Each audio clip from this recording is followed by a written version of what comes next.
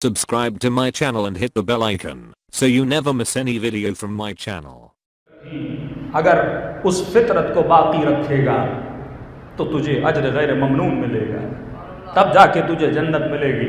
लेकिन अगर तू फितरत को मस्त कर देगा तो इंसान कभी भी जन्नत तुझे नसीब नहीं होगी। मैंने मर्द की फितरत में कहा और रखा कि मर्द के लिए ज़रूरी है कि मर्द मग़रूर हो, मर्द खुश अखलाक हो, और औरत के लिए ज़रूरी है कि औरत मग़रूर हो। गुरूर उसकी फितरत को अच्छा लगता है और खुश अखलाक़ी तेरी फितरत को अच्छी लगती है, क्योंकि अगर औरत खुश अखलाक बन गई तो हर नामहरम के दिल में शैतान के शरारे पैदा हो जाएंगे। फिर वो औरत सेफ नहीं होगी।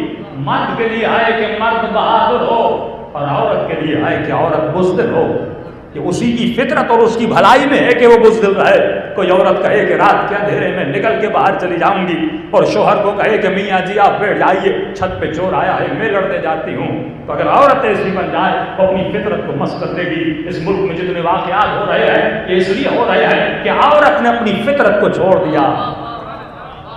जब फितरत को छोड़ती है तो इससे नुकसान होता है। अल्लाह ने तुझे बनाया है, वो तेरी फितरत को तुझसे बेहतर जानता है कि तेरे लिए सेफ साइड कौन सी है, तेरे लिए अमन और अमन का मकान कौन सा है, वो शोहर का घर है। औरत को इजाजत नहीं कि अकेली घर से निकले, अगर निकलेगी ये माशरे में कुछ ऐसे लोग भी हैं जो एहतराम भी करते हैं।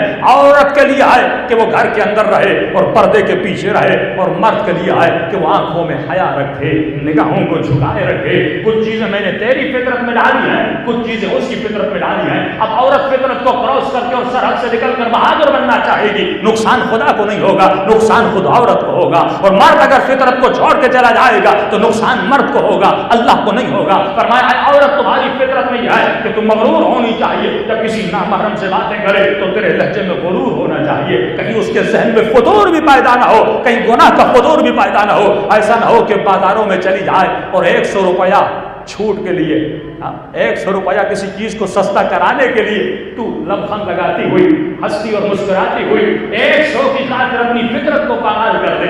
अरे 100 रुपया तो तुझे बाद में मिल जाएगा, लेकिन जब तुम्हारी फितरत मस्त हो जाएगी तुम्हारी आखिरत तबाह बर्बाद हो जाएगी। फरमाया मर्द के लिए आए कि मर्द सखी हो, औरत के लिए आए कि औरत कंजूस हो।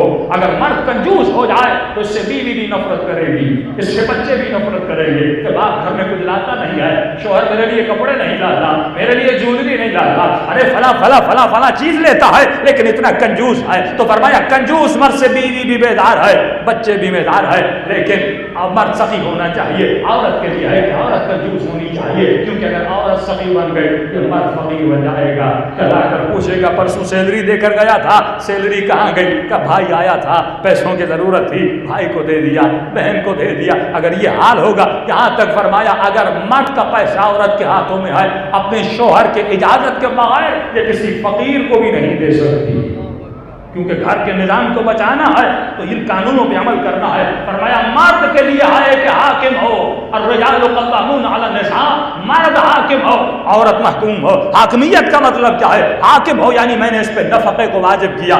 मर्द की ड्यूटी है ये कमाने जाए, औरत की ड्यूटी है उसके कमाए हुए माल से खाए, उसके कमाए हुए माल से लिबास ले। क्यों?